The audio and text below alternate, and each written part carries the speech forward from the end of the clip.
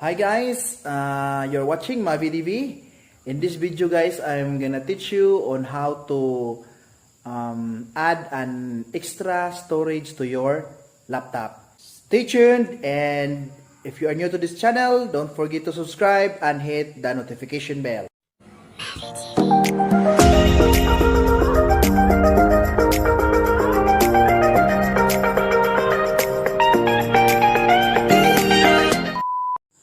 Okay guys, so we have a laptop here. Adding an extra storage guys will only be available to laptops with built-in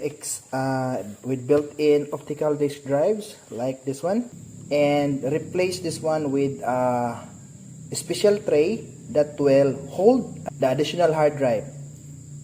This is the special tray guys that we are going to insert to replace the optical disk drive in our laptop. Here, this one. So we're going to use this one.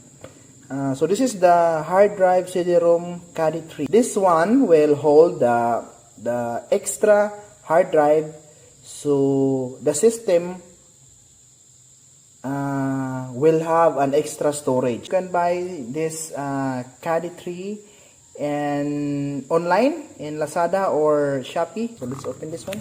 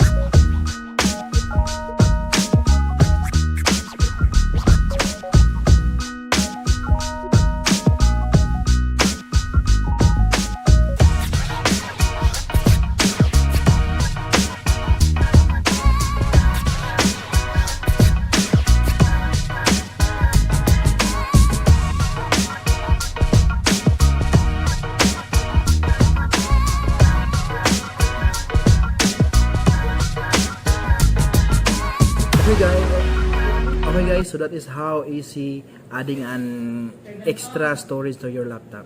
See you again next video.